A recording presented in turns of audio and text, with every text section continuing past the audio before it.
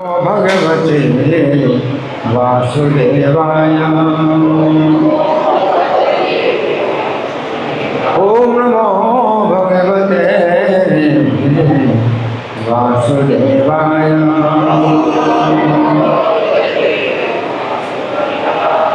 हरे बोल। ये पंखा बहुत तेज चल रहे हैं, आवाज बहुत ज़्यादा हो रही है। ग्रंथराज श्रीमद् भगवद गीता यथारूप अध्याय 15। अध्याय का नाम है पुरुषोत्तम योग और श्लोक संख्या 11। तो आप लोग मेरे पीछे बोलेंगे।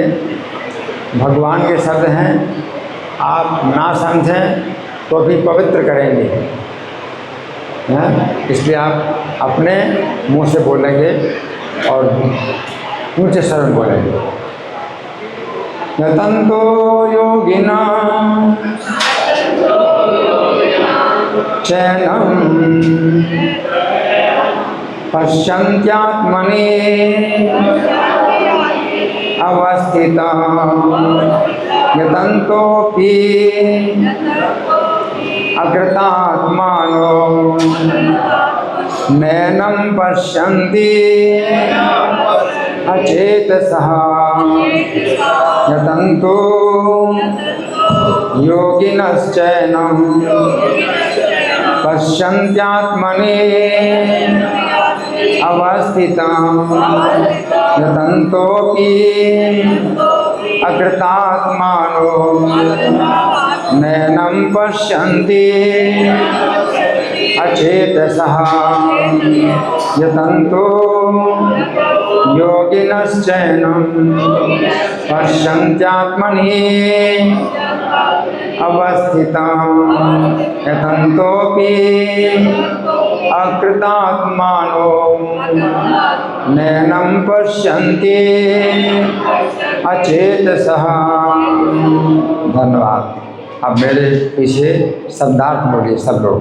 यतन्तः प्रयास करते हुए, योगिनः अध्यात्मवादी योगी, च भी एनम इसे पश्यन्ति देख सकते हैं, आत्मनि अपने में, अवस्थितं स्थित, यतन्तः प्रयास करते हुए, अपि यद्यपि अकृत आत्मानः आत्म साक्षात्कार से विहीन नहीं एनम इसे पश्यन्ति देखते हैं, अचेतसः अविकसित मनों वाले अज्ञानी। धन्यवाद। अनुवाद भी मेरे पीछे बोलिए। आत्म साक्षात्कार को प्राप्त प्रयत्नशील योगी जन यह सब स्पष्ट रूप से देख सकते हैं, लेकिन जिनके मन विकसित नहीं है और जो आत्म साक्षात्कार को प्राप्त नहीं है, वे प्रयत्न करके भी यह नहीं देख पाते कि क्या हो रहा है। धन्यवाद। अब हम पाठ करेंगे मंगलाचरण। आप लोग कोशिश करिए मेरे साथ बोलने की। ओम अज्ञानतिमिरान्धस्य ज्ञानाञ्जनशलाकया चक्षुरुन्मीलितं येन तस्मै श्रीगुरवे नमः। श्रीचैतन्यमनोभीष्टं स्थापितं येन भूतले स्वयं रूपः कदा मह्यं ददाति सपदान्तिकं। वन्देऽहं श्रीगुरो श्रीयुतपदकमलं श्रीगुरुं वैष्णवांश्च श्रीरूपं साग्रजातं सहगण रघुनाथान्वितं तं सजीवं साद्वैतं सावधूतं परिजन सहितं कृष्ण चैतन्य देवं श्री राधा कृष्ण पादां सहगण ललिता श्री विशाखान्वितांश्च हे कृष्ण करुणा सिंधु दीनबंधो जगत्पते गोपेश गोपिकाकांत राधाकांत नमोस्तुते तप्त कांचन गौरांगी राधे वृंदावनेश्वरी वृषभानुसुते देवी प्रणमामि हरिप्रिये वाञ्छाकल्पतरुभ्यश्च कृपा सिन्धुभ्यैव च पतितानां पावनेभ्यो वैष्णवेभ्यो नमो नमः। जय श्री कृष्ण चैतन्य प्रभो नित्यानंद श्री अद्वैत गदाधर श्रीवासादि गौर भक्तवृंद हरे कृष्णा कृष्ण कृष्ण हरे हरे हरे राम राम राम हरे हरे। नमो विष्णुपादाय कृष्ण प्रेष्ठाय भूतले श्रीमते भक्ति वेदांत स्वामिनिति नामिने नमस्ते सरस्वती देवे गौरवाणी प्रचारिणे निर्विशेषा शून्यवादी आशात देश तारिणे। श्लोक समझेंगे।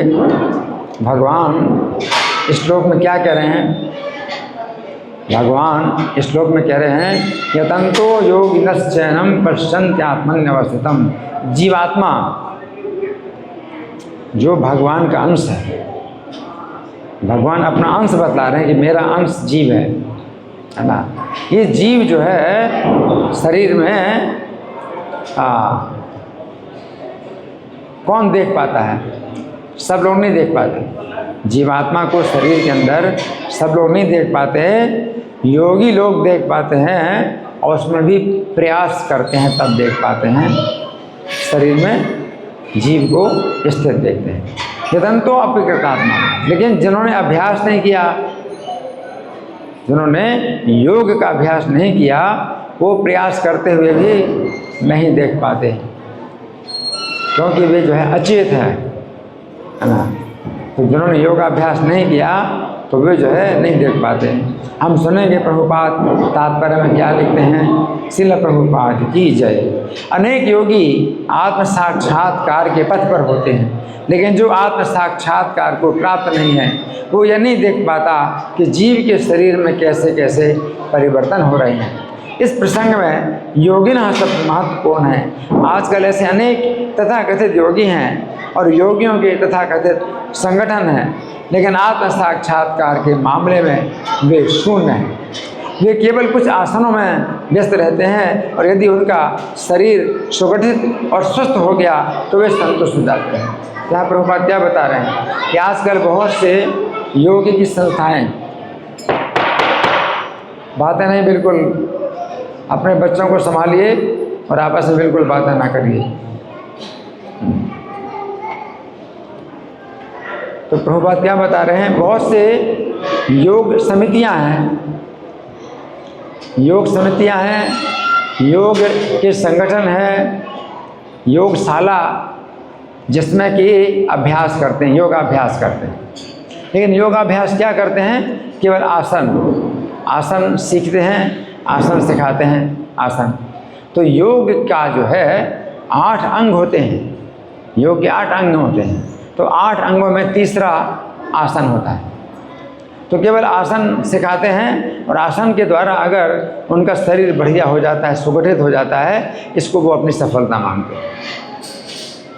जबकि आसन के बाद यम पहला है, दूसरा नियम, यम नियम आसन, तीसरा यम नियम आसन, फिर प्राणायाम, प्रत्याहार, फिर धारणा, फिर ध्यान, फिर समाधि।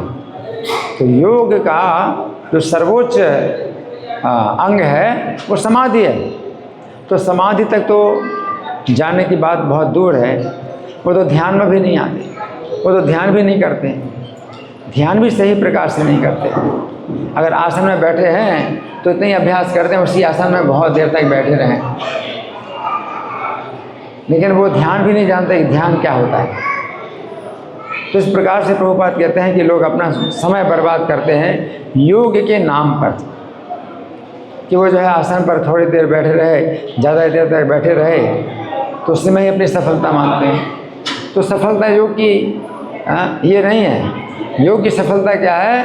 अपने अंदर जीव तत्व को देखना, कि जीव तत्व जो है शरीर के अंदर कैसे बंधा हुआ है।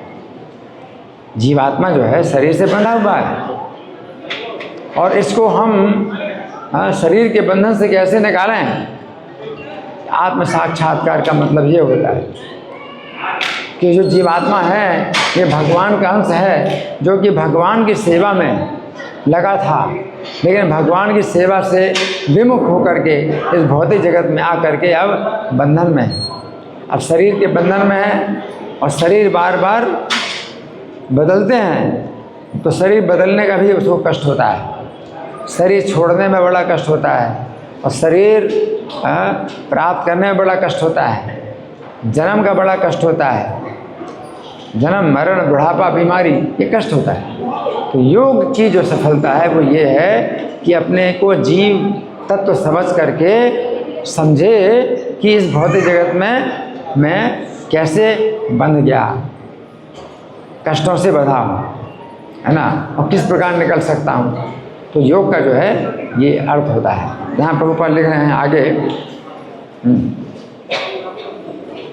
उन्हें इसके अतिरिक्त कोई जानकारी नहीं रहती, वे यतंतोप्य कृतात्माना कहलाते हैं। यतंत यानी प्रयास कर रहे हैं, योग अभ्यास कर रहे हैं, लेकिन अकृत आत्मा, उन्होंने जो है सही प्रकार से योग का अभ्यास नहीं किया, सही प्रकार से योग का अभ्यास नहीं किया, वो ध्यान की स्थिति में भी नहीं पहुँचे।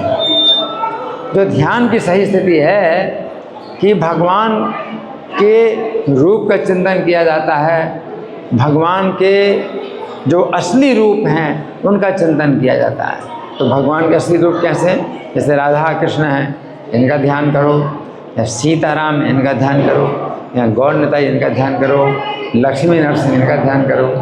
अपनी कल्पना से आप ईश्वर का कोई रूप नहीं बना सकते हैं कि अपनी कल्पना से चाहे जिस रूप का ध्यान करो। तो ये योग की विधि नहीं।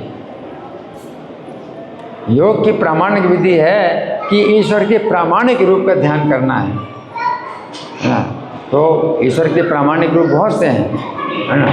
तो श्री कृष्ण का जो है ध्यान कर सकते हो, श्री कृष्ण के चरणों का जो है ध्यान करो, चरणों के ऊपर घुटनों का ध्यान करो, घुटनों से ऊपर कमर का ध्यान करो, फिर नाभि का ध्यान करो, वक्षस्थल हैं, और भुजाएं और गर्दन, और फिर मुखमंडल, ये ध्यान का विषय है।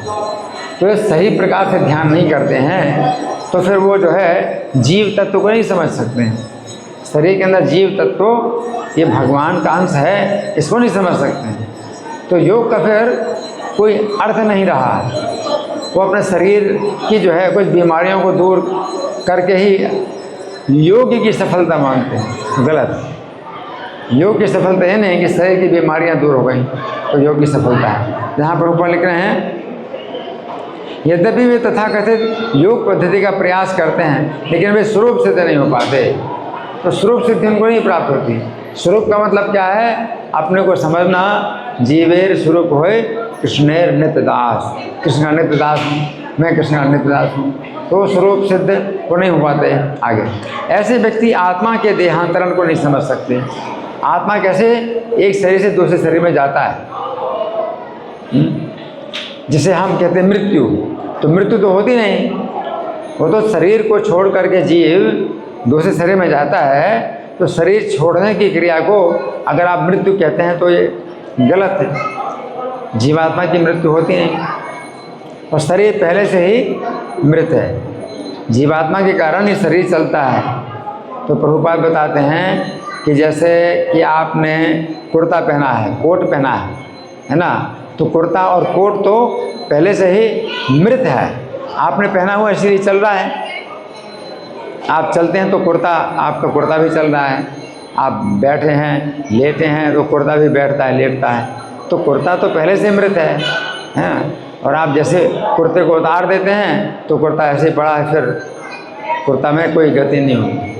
इसी प्रकार से शरीर पहले से मृत है। आप शरीर में आप हैं, जीवात्मा है, आप जीवात्मा शरीर के अंदर हैं, तब शरीर जिंदा दिखाई देता है। और जैसे आप जीवात्मा इस शरीर को छोड़ देते हैं तो शरीर फिर क्या होता है? मृत हो जाता है। तो यहाँ प्रभुपाद बताते हैं कि ऐसे व्यक्ति आत्मा के देहांतरण को नहीं समझ सकते। केवल वे ही ये सभी बातें समझ पाते हैं जो सचमुच योग पद्धति में रमते हैं। कौन बातें कर रहा है? किसके बच्चे? आप अपने बच्चों को संभालिए। बच्चों से बातें करने के लिए आप यहाँ पर आए हैं। आप बच्चों से बातें करने के लिए यहाँ पर आए हैं। बच्चों से बातें करना तो बाहर जाओ, अपने बच्चों को शांत करो, और नहीं तो बाहर जाइए। यहाँ अभी जो प्रवचन हो रहा है तो इसलिए नहीं हो रहा है कि आप बातें करें। आप बिल्कुल शांत रहिए, दूसरों को भी सुनने दीजिए और आप भी सुनिए, इसका लाभ उठाइए। तो यहाँ प्रभुपाद लिख रहे हैं जो सचमुच योग पद्धति में रमते हैं और जिन्हें आत्मा, जगत तथा परमेश्वर की अनुभूति हो चुकी है, तो वे जो है सही योग पद्धति का अगर पालन करते हैं तो वे समझ पाते हैं ना। हाँ, वे ही समझ पाते हैं कि किस प्रकार ये सब कुछ घटित होता है ना। यहाँ प्रभुपाद का तात्पर्य समाप्त हुआ। अब हम सुनेंगे श्री भगवान ने कहा से इसमें कैसी व्याख्या हुई है। आप लोग बड़े ध्यान से सुने। यहाँ पर श्री कृष्ण उन लोगों के लिए योगिनः शब्द का प्रयोग कर रहे हैं जिनके पास ज्ञान के नेत्र हैं। योगी जिनके पास ज्ञान के नेत्र होते हैं। योगिनः शब्द योगी शब्द का बहुवचन है और योगी शब्द का अर्थ है भक्ति योगी। भक्ति योगी उसे कहते हैं जो निरंतर श्री कृष्ण की भक्ति में लगा रहता है। वो अपने शरीर के अंदर अपने आप को एक ऐसे जीव के रूप में देखता है जो यद्यपि प्रकृति के गुणों के द्वारा अनित्य शरीर से बंधा हुआ है, परंतु फिर भी अविनाशी है। जीवात्मा क्या है? अविनाशी है, लेकिन बंधा है, अनित्य शरीर से बंधा हुआ है। ये नित्य जीव है, जीव नित्य है और शरीर अनित्य है, लेकिन नित्य जीव जो है शरीर से बंधा हुआ है। कैसे? प्रकृति के गुणों के द्वारा बंधा हुआ है। चूँकि उसके ज्ञान के नेत्र विकसित हो चुके हैं, अतः वो अपने आप को इस भौतिक शरीर से अलग समझ लेता है ना। तभी क्या है, हम सब लोग अपने को शरीर समझ रहे हैं, है ना। आपसे पूछें कि आपकी कितनी उम्र है, तो आप अपनी उम्र बताते हैं शरीर के जन्म के अनुसार। शरीर का जन्म हुआ था मान लीजिए 1954 में, 1970 में शरीर का जन्म हुआ था, है ना। तो आपका जन्म नहीं हुआ है, आप तो शरीर में आए तब शरीर का जन्म हुआ। शरीर का जन्म तभी होता है जब आत्मा प्रवेश करती है। तो अपने को आप शरीर मान करके कहते हैं कि हमारी उम्र 17 साल है या 20 साल है, 25 साल है। आपकी उम्र, अरे आपका तो जन्म हुआ ही नहीं, आपका कभी जन्म नहीं हुआ और न कभी आपका मरण होता है ना। तो ये जो है समझना है इसको। तो शरीर के अंदर देखता है, भक्ति योगी अपने को शरीर के अंदर ऐसे देखता है, वो अपने आप को शरीर नहीं समझता। भागवत के 5वें स्कंद के अंतर्गत अध्याय संख्या 10 में वर्णन आता है कि जिस समय राजा रहुगण ने जड़ भरत को अपनी पालकी ढूंढने में लगा लिया। बड़े ध्यान से सुनिए, राजा रहुगण कौन से राजा हैं? रहुगण। राजा रहुगण ने जड़ भरत को अपने को दिखाते थे पागल जैसे, गूंगे बहरे, लेकिन बहुत ऊंचे योगी थे वो। जड़ भरत जो है बहुत बड़े योगी थे, अपने को दिखाते पागल गूंगे बहरे की तरह। तो रहुगण नहीं समझ पाए, राजा रहुगण नहीं समझ पाए कि बहुत बड़े योगी हैं ये, तो उनको पालकी ढूंढने में लगा लिया, अपने पालकी ढूंढने में लगा लिया। और जिसमें राजा रहुगण ने जड़ भरत को अनेक कटु वचन कहे, जड़ भरत को बड़े कड़े वचन बोले राजा रहुगण ने। क्यों? कि पालकी हिल रही थी। और जड़ भरत क्या है? पालकी कंधे में जरूर रखे थे, लेकिन देख रहे थे कि रास्ते में कुछ चींटियाँ हैं तो दब न जाए पैर से, तो वो जो है अपना पैर जो है कभी कम आगे बढ़ाते, कभी ज़्यादा आगे बढ़ाते। तो दूसरे जो कहार थे तो उनके साथ इनका मिला नहीं होता, तो पालकी जो है क्या ऊंची नीची होती थी। तो जड़ भरत को जो है डांटा रघुगण, है ना, डांटा। उस समय जड़ भरत ने राजा रघुगण की बात पर कोई ध्यान नहीं दिया, क्योंकि वे स्वरूप सिद्ध हो चुके थे। उन्हें अपने शरीर की सुधि नहीं थी। वे जानते थे वे शरीर नहीं हैं। वे जानते थे कि शरीर ही मोटा है या पतला है। वे ना तो मोटे हैं ना पतले हैं। उन्हें शरीर के 5 स्थूल तत्वों और 3 सूक्ष्म तत्वों से कुछ लेना देना नहीं था। उन्हें भौतिक शरीर के 2 हाथों और 2 पैरों से कोई सरोकार नहीं था। वे अहम ब्रह्मास्मि अर्थात ब्रह्म रूप को प्राप्त हो चुके थे। अतः राजा की कठोर बातों से उनके ऊपर कोई प्रभाव नहीं पड़ा। वे बिना कुछ कहे पहले की तरह पालकी को उठाए हुए चलते रहे। तो भागवत 5.10.6 के तात्पर्य में श्रील प्रभुपाद लिखते हैं कि जड़ भरत पूर्णतया मुक्त थे जब डाकुओं ने उनके शरीर की बलि देनी चाहिए। तो एक बार ऐसा भी हुआ कि वे जो है खेत में बैठे हुए थे, रात का समय था। तो डाकू लोग जो है वो काली की बलि देने के लिए जिस आदमी को उन्होंने बांध करके रखा था, तो वो जो है किसी प्रकार अपनी जान बचा करके भाग गया। तो अब जो है किसी आदमी को ढूंढ रहे थे कि काली की बलि चढ़ाएं। तो ये जो है बैठे हुए थे खेत में, इनको ही ले गए, है ना। तो इनके शरीर की बलि देनी चाहिए, तब भी उन्हें कोई परवाह नहीं थी, क्योंकि उन्हें ज्ञात था कि वे शरीर नहीं है। यदि उनका शरीर नष्ट भी कर दिया जाता तो वे परवाह नहीं करते, क्योंकि उन्हें भगवत गीता की इस बात पर न हन्यते हन्य माने शरीरे पर पूर्ण विश्वास था। उन्हें पता था कि शरीर के मारे जाने पर भी उन्हें मारा नहीं जा सकता है। इस घटना में पालकी ढोते समय भी उन्हें पता था कि वे शरीर नहीं है। देहात बोध से मुक्त होने के कारण राजा के कठोर वचनों का उन पर कोई प्रभाव नहीं पड़ा। शरीर की उत्पत्ति कर्म के अनुसार होती है और विशेष प्रकार के शरीर के विकास के लिए सारी सामग्री प्रकृति जुटाती है। शरीर के भीतर का आत्मा शरीर की रचना से पृथक है, अतः शरीर के प्रति किया गया उपकार या अपकार आत्मा को प्रभावित नहीं करता है। ये बात समझने की है कि राजा रघुगण अपने को राजा समझने के कारण देहात्म बुद्धि से ग्रस्त है। अपने को शरीर समझ रहा है और शरीर राजा का है, तो अपने को राजा समझ रहा है। तो रघुगण को जो है अज्ञान है और भौतिक प्रकृति के रजोगुण और तमोगुण से प्रभावित था। परंतु जड़ भरत महान भक्त और श्री कृष्ण के प्रिय थे। यद्यपि राजा अपने आप को बड़ा विद्वान मानता था, किंतु वो ना तो महान भक्त को जानता था। यहाँ पर हमें देहात्म बुद्धि से बंधे और देहात्म बुद्धि से परे व्यक्ति का अंतर पता चलता है। एक व्यक्ति देहात्म बुद्धि से बंधा है, कौन है? राजा रघुगण। और दूसरा व्यक्ति देहात्म बुद्धि से परे है, वो कौन है? जड़ भरत। अंतर पता चलता है। देहात्म बुद्धि के कारण राजा रघुगण अपने को राजा मानता था, परंतु जड़ भरत परम वैष्णव होने के कारण सभी प्राणियों के मित्र थे। वे तो परम पद पर आसीन थे। उस समय जड़ भरत ने राजा रघुगण से कहा, हे राजन, ये शरीर ही पालकी का भार ढो रहा है। क्या बोले?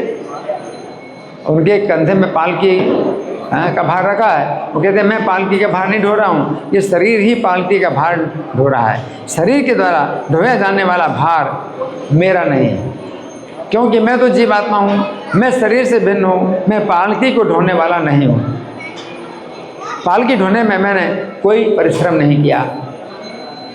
वो शरीर का परिश्रम है, मेरा परिश्रम नहीं, क्योंकि मैं तो शरीर से पृथक हूँ। शरीर मोटा या दुर्बल हो सकता है, परंतु कोई भी बुद्धिमान ये बात जीवात्मा के लिए नहीं कहेगा कि जीवात्मा मोटा है, जीवात्मा पतला है। जहाँ तक जीवात्मा का प्रश्न है, मैं ना तो मोटा हूँ ना दुर्बल।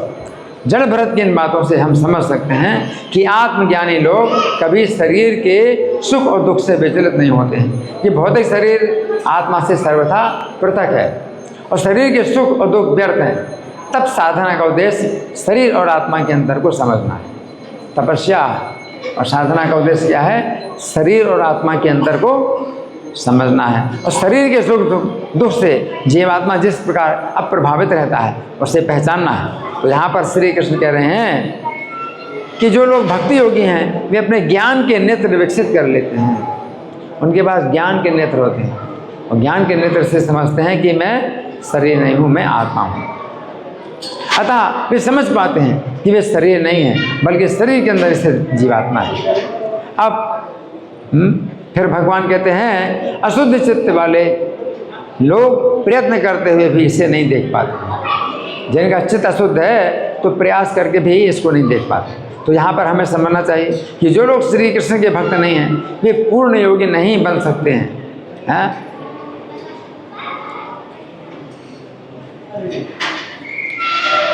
तो यहाँ पर श्री कृष्ण कह रहे हैं कि जिन लोगों के चित्त अशुद्ध हैं वे लोग अचेत होते हैं और वे लोग प्रयत्न करने पर भी जीवात्मा को नहीं देख पाते हैं।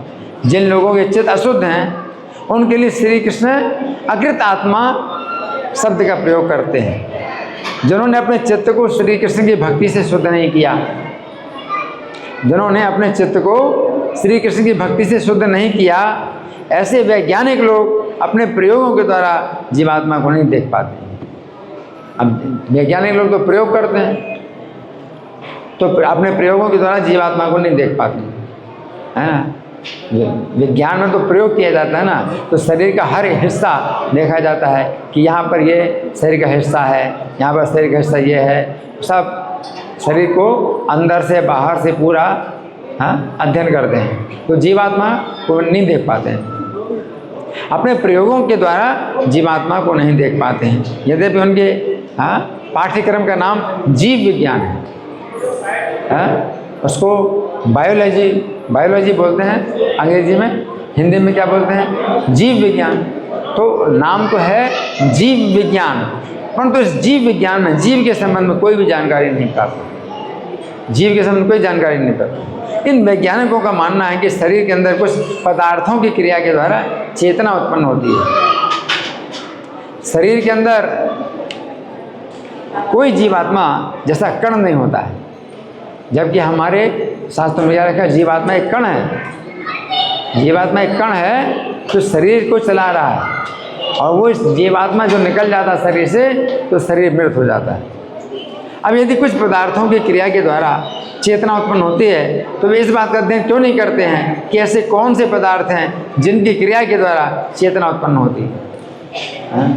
आज के वैज्ञानिक बोलते हैं भाई आत्मा नाम की कोई चीज़ नहीं शरीर के अंदर, तो वह शरीर कैसे जिंदा है? वो कुछ पदार्थों की क्रिया से आत्मा पैदा होगी, आत्मा नहीं चेतना पैदा होगी, है ना। तो अगर वो ऐसा कहते हैं तो अध्ययन करो कौन से पदार्थों से चेतना पैदा होती है, कौन से पदार्थों की क्रिया से चेतना पैदा होती है, और चेतना पैदा करो। चेतना पैदा करो, मान लो इसमें कागज़ है, इसमें चेतना पैदा करो। तो आत्मा को ना मान करके, जीव आत्मा को नहीं मान करके वे जो है जो भी निष्कर्ष निकालते हैं वो जो है गलत निष्कर्ष हैं, और उससे जो है कुछ भी वो प्रयोग नहीं कर सकते हैं। प्रयोग से कुछ भी सिद्ध नहीं कर पाते। उन पदार्थों का प्रयोग करके वे क्यों नहीं प्रयोगशाला में चेतना उत्पन्न करते हैं? श्रील प्रभुपाद ने चुनौती दी, श्रील प्रभुपाद ने चुनौती दी कि आपके शिक्षा विभागों में ऐसा कौन सा विभाग है जिसमें जीवित शरीर और मृत शरीर के बीच में अंतर का अध्ययन किया जाए। तो जिंदा शरीर है, एक शरीर जिंदा है और भी मर गया। अब अंतर का अध्ययन करो कि क्या अंतर है। आप आत्मा को नहीं मानते, आप जीवात्मा को नहीं मानते। हम तो कहते हैं जीवात्मा निकल गया, अब जो है शरीर मृत हो गया। जब तक जीवात्मा था शरीर में तो शरीर जिंदा था, जीवात्मा निकल गया, शरीर मृत हो गया। अब वो जीवात्मा को नहीं मानते। अब जीवात्मा को आप नहीं मानते तो अब बताइए कि अब कैसे आप अंतर का पता लगाएंगे? अब वो कहते कुछ पदार्थ निकल गए और उस जो है उससे चेतना समाप्त हो गई। तो कौन सा पदार्थ निकल गया वो डालो उस पदार्थ को, चेतना पैदा करो। तो ये तो अज्ञान है, कोई विज्ञान थोड़ी है। अज्ञान है, पूरा ज्ञान है। आप कोई पदार्थ कहते, कोई पदार्थ निकल गया इससे, कोई केमिकल निकल गया शरीर से, तो चेतना जो है खत्म हो गई। तो वो केमिकल डालो और चेतना पैदा करो। तो पूरा पूरा अज्ञान, विज्ञान के नाम पर क्या है, पूरा पूरा अज्ञान है ना। तो श्रील प्रभुपाद ने डॉक्टर बिगेलो को पत्र लिखा। डॉक्टर बिगेलो बहुत बड़े जो है डॉक्टर थे, उनको प्रभुपाद ने पत्र लिखा। यहाँ पर श्री कृष्ण कह रहे हैं कि अशुद्ध चित्त वाले अचेत लोग प्रयत्न करने पर भी जीव को शरीर में नहीं देख पाते हैं। क्योंकि वैज्ञानिक लोग श्री कृष्ण से विमुख हैं, अतः उनके चित्त अशुद्ध हैं। ऐसी स्थिति में वे शरीर का अध्ययन करने पर भी जीव को नहीं देख पाते हैं। जितने वैज्ञानिक लोग हैं उनके चित्त अशुद्ध हैं। श्रील प्रभुपाद ने कनाडा के अंतर्गत जनरल हॉस्पिटल में हृदय संवहन चिकित्सा के प्रधान डॉक्टर बिगेले को पत्र में ये शब्द लिखे। देखिए प्रभुपाद इतने जो है मतलब भले भक्त हैं कृष्ण के कि सब प्रकार का ज्ञान उनके पास, प्रभुपाद के पास सब प्रकार का ज्ञान है। तो बहुत बड़े वैज्ञानिक डॉक्टर बिगेलो प्रोफेसर हैं, उनको प्रभुपाद ने पत्र लिखा। प्रभुपाद ने क्या लिखा सुनो, ध्यान से सुनो। प्रभुपाद ने उनको पत्र लिखा, निस्संदेह जीवों के हृदय में आत्मा उपस्थित है और वो शरीर का निर्वाह करने के लिए आवश्यक सभी शक्तियों को उत्पन्न करता है। जीवात्मा हृदय में है। आत्मा की शक्ति संपूर्ण शरीर में व्याप्त है और इसे चेतना कहा जाता है। वो आत्मा की शक्ति पूरे शरीर में है। और आत्मा कहाँ पर है शरीर में? हृदय में। ये चेतना आत्मा की शक्ति का संपूर्ण शरीर में विस्तार करती है। आत्मा एक व्यक्तिगत स्वरूप है। आत्मा वैकुंठ जगत के अपने वास्तविक घर को भूलकर जब इस भौतिक जगत को भोगना चाहता है, तब वो अस्तित्व के लिए घोर संघर्ष वाला जीवन स्वीकार करता है। अपनी चेतना को परम चेतना अर्थात भगवान के साथ जोड़ देने से हम जन्म मृत्यु बुढ़ापा और बीमारी से भरे हुए इस जीवन का अंत कर सकते हैं। हमारे हरे कृष्ण अभियान का आधारभूत सिद्धांत यही। तो यहाँ पर श्री कृष्ण कह रहे हैं कि जो लोग अचेत हैं अर्थात कृष्ण चेतना से रहित हैं, वे प्रयास करने पर भी जीव तत्व को शरीर के अंदर नहीं देख पाते हैं। जीव तत्व के संबंध में भगवान भगवद गीता में बहुत से श्लोक बोलते हैं और शुरू में भगवान जीव तत्व के संबंध में ही बोलते हैं। लगातार कई श्लोकों में भगवान जीव तत्व के संबंध बोलते हैं। सबसे पहला भगवान जो उपदेश शुरू करते हैं जीव तत्व के बारे में, न पेवाहम जातु नासम न तुमने में जनाधिपा न चैवना भविष्यामः सर्वे वयम अधापरम, कि कभी ऐसा नहीं था जो मैं नहीं था या तुम नहीं थे, ये सब लोग नहीं थे। न कभी ऐसा समय होगा कि मैं नहीं रहूँगा तुम नहीं रहोगे, ये सब लोग नहीं रहे। इसका मतलब क्या है कि हम सब जो है व्यक्तिगत आत्माएं हमेशा रहे और हमेशा रहेंगे। शरीर बदलता है लेकिन वो व्यक्ति नहीं बदलता। भगवान का मतलब ही है कि उनके पास संपूर्ण ज्ञान है और भगवान जो है आपके प्रत्येक जन्म की प्रत्येक बात जानते हैं, आप नहीं जानते। पिछले जन्म में अगर आप मान लीजिए मेढक थे तो भगवान को पता है कि आप इस घर में या इस तालाब में आप मेढक थे पिछले जन्म। उस जन्म से पहले आप क्या थे? आप वृक्ष थे। तो इस स्थान में और इस प्रकार के वृक्ष आप बने। तो आपको जो है 10 जन्म पहले आप कहाँ पर और किस शरीर में थे भगवान को पता है। वो जीवात्मा जो है व्यक्तिगत जीवात्मा है। वो ये नहीं कि हमारा जीवात्मा और आपका जीवात्मा जो है एक ही है, कुछ अंतर नहीं, अंतर है। और इस जीवन के बाद भी इस जीवन के बाद भी कौन अगला शरीर कैसा प्राप्त करेगा, है ना। तो अपने अपने कर्म के अनुसार गति मिलेगी, है ना। तो हम में से मान लो कोई शरीर जीवन का दुरुपयोग करते हैं, मनुष्य जीवन का दुरुपयोग करते हैं, तो फिर अगले जो है जीवन में मछली भी बन सकते हैं, बंदर भी बन सकते हैं, सांप भी बन सकते हैं। और कोई अपने जीवन, मनुष्य जीवन का जो है सदुपयोग नहीं करते हैं, दुरुपयोग भी नहीं करते हैं, तो अगले जीवन में फिर से मनुष्य का शरीर प्राप्त करेंगे। हैं? अगले जीवन में फिर से मनुष्य का शरीर प्राप्त करोगे, और कहाँ प्राप्त करोगे वो भी जो है सब निश्चित किया जाता है ऊपर के अधिकारियों के द्वारा, हैं? कि आपको दक्षिण भारत में आपको किसी ब्राह्मण के घर में जन्म दिया जाएगा, या कहीं उत्तर प्रदेश में आपको किसी शूद्र के घर में जन्म दिया जाएगा, या किसी कसाई के घर में आप जन्म प्राप्त करोगे, या किसी वैष्णव के घर में जन्म प्राप्त करोगे, या आपके कर्म के अनुसार होगा।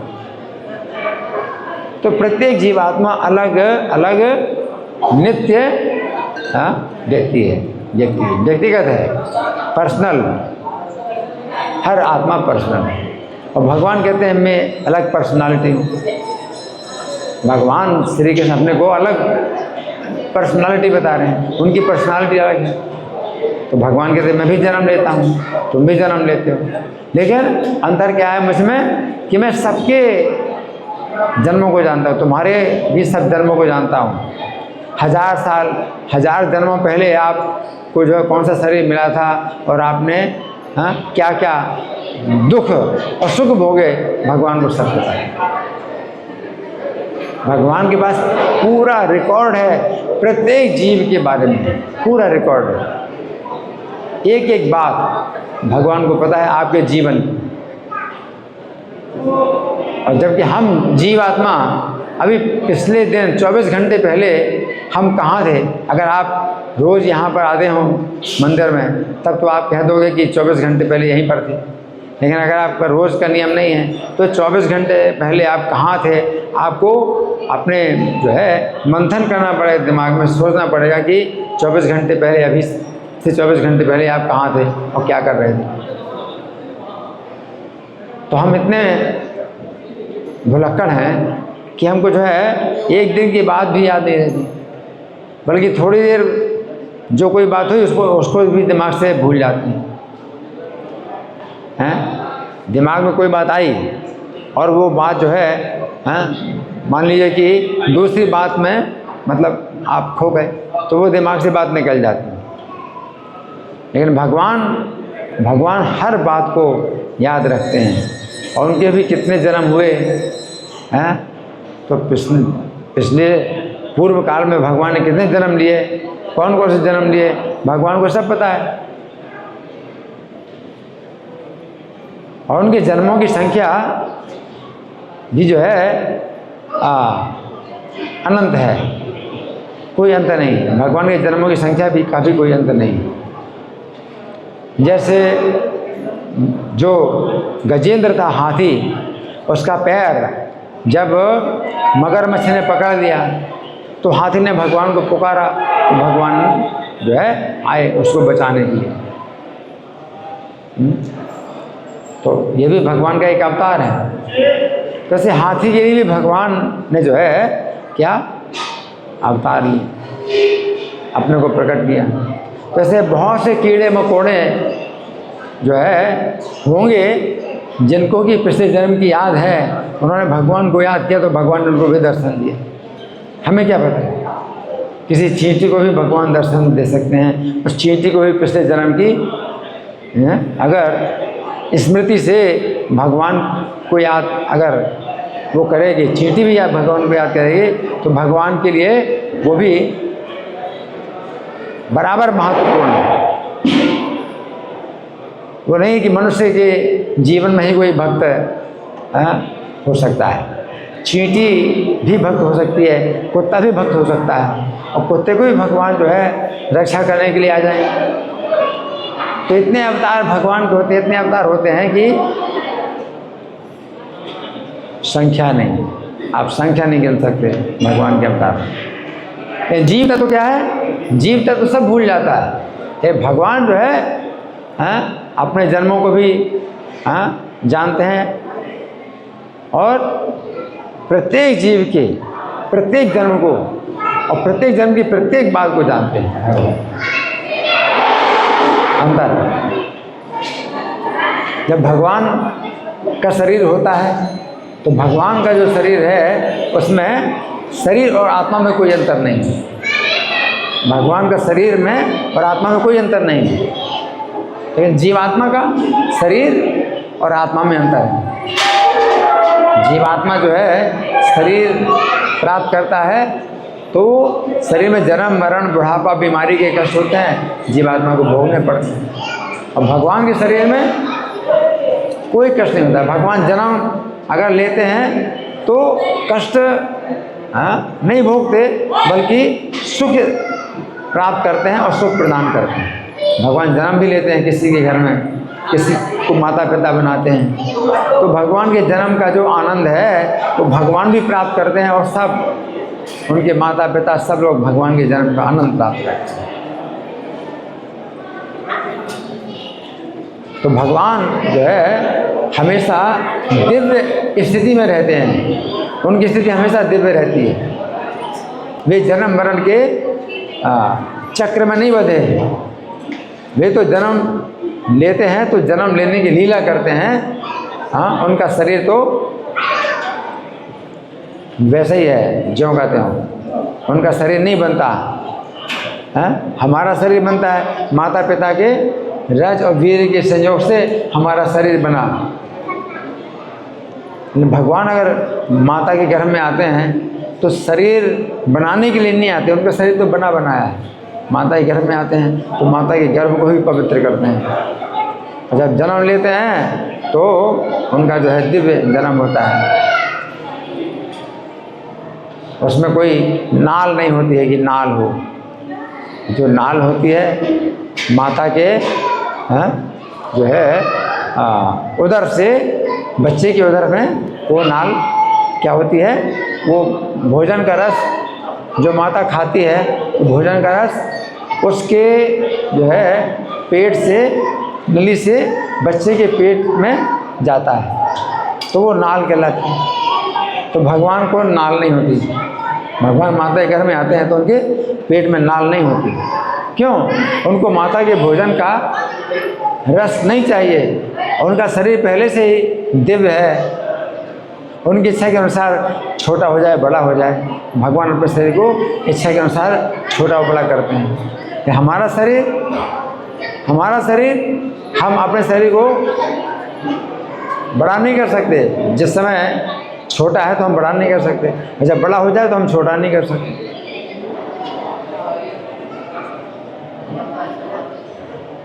निज इच्छा निर्मित तन। भगवान का जो शरीर है अपनी इच्छा के अनुसार भगवान छोटे हो जाएं बड़े हो जाएं। माता यशोदा जो है जब भी पुकारते हैं कृष्ण को तो अपना छोटा सा बालक मानती हैं, तो कृष्ण जो है छोटे से बालक के रूप में माता यशोदा के गोद में आ जाते हैं और स्तन पीने लगते हैं। तो 100 साल के बाद भी माता यशोदा जो है कृष्ण को अपना छोटा सा बच्चा मानती हैं, और कृष्ण जो है फिर उनके सामने आते हैं तो छोटे से बच्चे के रूप में आते हैं, स्तन पीते हैं माता। जबकि 100 साल में जो है भगवान कृष्ण के बच्चे के भी बच्चे हो गए। लेकिन भगवान का शरीर दिव्य है। अपने भक्तों की इच्छा के अनुसार भगवान जो है अपना उसी प्रकार से शरीर बदलते हैं। भगवान 11 साल तक ब्रज में रहे, 11 साल में फिर मथुरा चले गए, कंस को मारा, तो 11 साल की अवस्था में थे। लेकिन जब समय रासलीला का समय होता है तो जो है अर्धरात्रि में चंद्रमा की जहाँ रोशनी होती है तो भगवान जब रासलीला करते हैं तो पूर्ण यौवन। अब 11 साल से भी कम की अवस्था है, लेकिन उस समय पूर्ण यौवन भगवान का जो है प्रकट हो जाता है। और जो छोटी छोटी जो कन्याएं हैं तो वो भी जो है युवती हो जाती है, उनका भी पूर्ण यौवन हो जाता है। तो हम ऐसा नहीं कर सकते। 7 साल का बच्चा है तो वो चाहे कि वो पूरा जो है जवान हो जाए तो नहीं हो सकता, वो तो बंधा हुआ है, उसका शरीर बंधा हुआ है। और वो शरीर से बंधा हुआ है। इसलिए जब यौवन की अवस्था आई तो उस समय वो बचपन की अवस्था में नहीं आ सकता, और जिस समय बचपन की अवस्था है तो यौवन की अवस्था में नहीं आ सकते, है ना। ये भगवान के लिए ऐसा कोई बंधन नहीं। अपने भक्तों की भावना के अनुसार भगवान जिस समय चाहें तो पूर्ण है उनका जो है यौवन प्रकट हो जाए।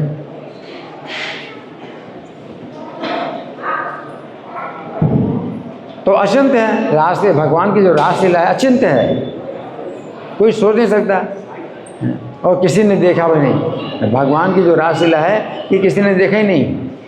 मनुष्यों में किसी ने भी भगवान की रासलीला नहीं देखी। भगवान की रासलीला देखने के लिए देवता लोग आकाश से देखते हैं, वो आकाश में स्थिर हो जाते हैं, आकाश में खड़े होकर के देखते हैं देवता लोग। उनमें आकाश में खड़े होने की शक्ति, हमारे पास आकाश में खड़े होने की शक्ति नहीं।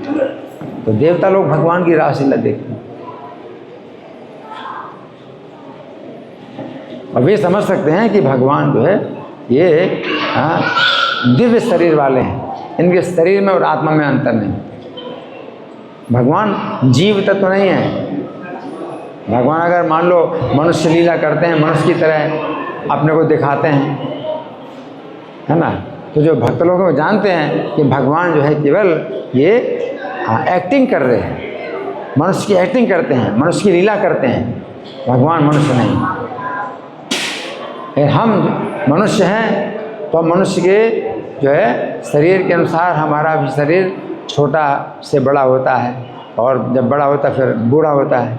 तो भगवान ऐसे नहीं, भगवान छोटे से बड़े होते हैं तो अपनी इच्छा से अनुसार होते हैं। और जब यौवन अवस्था आती है तो यौवन अवस्था के बाद भगवान नहीं चाहते कि बूढ़े हों, तो भगवान बूढ़े नहीं होते, तो उनका शरीर फिर उसी अवस्था में रहता है।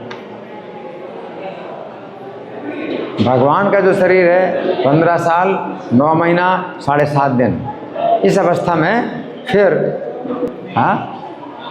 उनकी उम्र बढ़ती है लेकिन अवस्था वही रहती है, नव यौवन। भगवान की उम्र जो है बढ़ गई और 100 साल के भी हो गए भगवान, लेकिन अवस्था क्या है? नव यौवन। नव यौवन की अवस्था 15 साल 9 महीना 7.5 दिन, इसके बाद अवस्था नहीं बढ़ती, तो दाढ़ी मूछें नहीं होती। इस अवस्था में दाढ़ी मूछें नहीं होती, तो भगवान नव यौवन की अवस्था में हमेशा रहते हैं। तो उनका शरीर क्या है? उनके शरीर में जीवात्मा और शरीर का अंतर नहीं है, आत्मा और शरीर का अंतर नहीं है, भगवान का शरीर और आत्मा एक ही चीज़ है। और हमारे शरीर में क्या है? अंतर है, बहुत जमीन आसमान का अंतर है, जमीन आसमान का अंतर है। हमारा शरीर तो वैसे ही है, कपड़े की तरह। आपने कपड़ा पहना हुआ है, कपड़ा उतार दोगे तो कपड़ा फिर मृत की तरह हो जाएगा वो। तो जैसे रोज़ आप कपड़ा बदलते हैं, उसी प्रकार से आपने कितने शरीर बदले। तो भगवान शरीर नहीं बदलते। भगवान एक शरीर छोड़ के दूसरे शरीर में नहीं जाते, वही शरीर भगवान का जो है उनकी इच्छा के अनुसार बदल जाता है।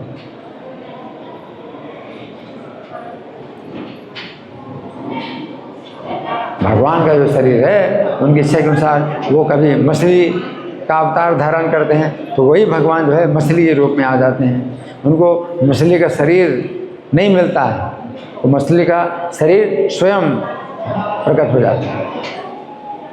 कच्छप, कछुए के रूप में भगवान अवतार लेते हैं, तो कछुए का शरीर वो नहीं प्राप्त करते हैं, बल्कि स्वयं अपना इच्छा से कछुए का शरीर अपने को प्रकट कर देते हैं अपने।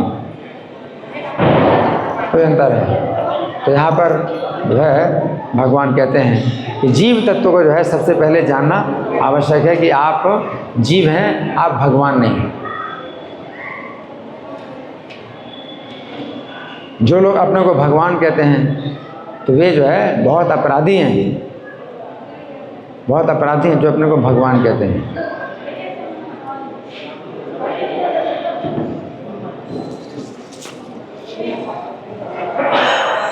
जैसे कोई व्यक्ति अपने को मान लो भारत का प्रधानमंत्री कहे तो उसको आप पागल कहेंगे। कोई अपने को भारत का प्रधानमंत्री कहे, मैं भारत का प्रधानमंत्री हूँ, तो आप उसको पूरा पागल कहेंगे, पूरा पागल, है ना। उसी प्रकार से जो अपने को भगवान कहता है वो कितना बड़ा पागल है। तो बहुत बड़ा अपराध है कि अपने को भगवान कहेंगे। तो प्रभुपाद से किसी ने पूछा कि अगर आपको वह पूरे विश्व का राजा बना दिया जाए, अगर आपको पूरे विश्व का राजा बना दिया जाए तो सबसे पहला काम आप क्या करेंगे? आप सुनते हैं? किसी ने पूछा प्रभुपाद से, अगर आपको पूरे विश्व का राजा बना दिया जाए तो सबसे पहला काम आप क्या करेंगे?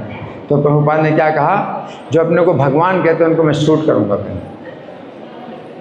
सबसे पहले जो अपने को भगवान कहते हैं उनको मैं शूट करूंगा। सही बात है। अगर अपने को तुम भगवान कहते हो तो हाँ, अब बचाओ अपने को, है ना। भगवान स्वयं जो है जब होते हैं तो अपने को भगवान ही कहते हैं। अपने को जो है मनुष्य की लीला करते हैं, मनुष्य कहते हैं। भगवान अपने को छिपाते हैं कि वे भगवान। गीता में भगवान ने अपने को बताया भगवान, तो बहुत गुप्त रूप से कहे कि ये बहुत गुप्त विषय है जो मैं बता रहा हूँ, है ना। लेकिन वे जो है अपना जो है वो विज्ञापन करते हैं कि हम भगवान हैं, हाँ आओ हमारे दर्शन करो, हम भगवान हैं, आओ। अपना जो है एडवर्टाइजमेंट करते हैं, है ना।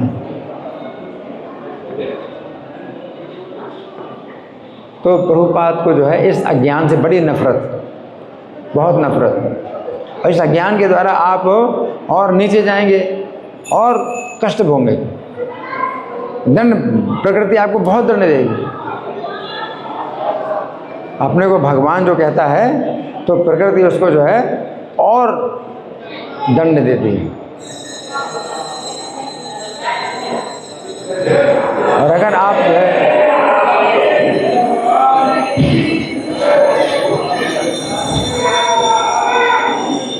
अगर आप अपने को भगवान का दास कहते हैं तो भगवान प्रसन्न होते हैं।